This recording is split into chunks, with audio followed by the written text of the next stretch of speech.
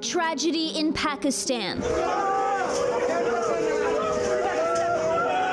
Dozens were killed in what the Prime Minister of Pakistan called a suicide bombing. There were at least 260 people in this mosque in the city of Peshawar gathered for noon prayers. The worshippers were attacked.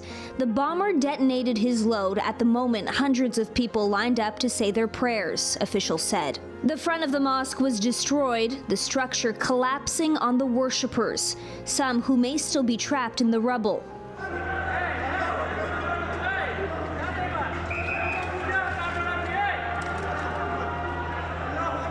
The mosque is situated inside the police lines of the city and is mostly attended by law enforcement officials.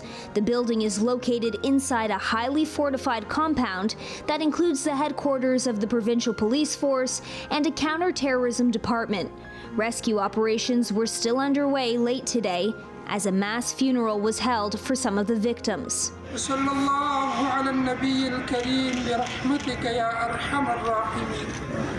As many as 27 coffins were placed on the ground while mourners offered funeral prayers at police lines in Peshawar. The attack was the city's worst since March last year, when a suicide bombing at a Shiite Muslim mosque during Friday prayers killed at least 58 people and injured nearly 200.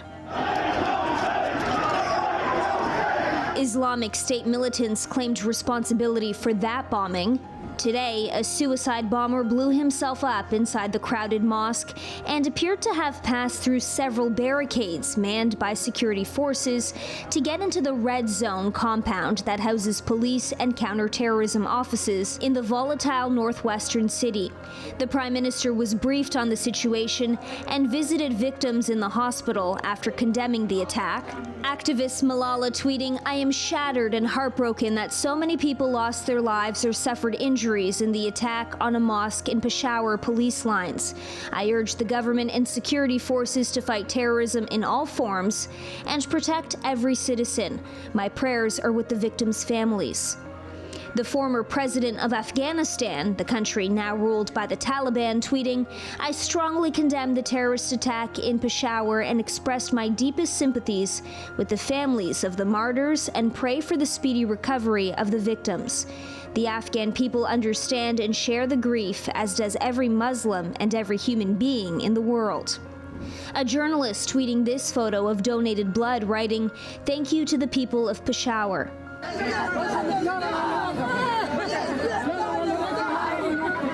Twitter videos showing the anguish of losing a loved one. The United Nations Secretary General condemning the attack. It is particularly abhorrent that such an attack occurred at a place of worship. Freedom of religion, freedom of belief, and the ability to worship in peace is a fundamental human right. The Secretary General extends his heartfelt condolences to the families of the victims and wishes a prompt recovery to those injured. Canada's Foreign Affairs Minister Melanie Joly tweeting, "The news of the deadly attack at a mosque in Peshawar, Pakistan is deeply troubling. There is no place for violence like this, especially at a place of worship. My heart is with the victims, their families, and Pakistani communities around the world." The Prime Minister of Pakistan saying the entire nation and institutions are united to end terrorism.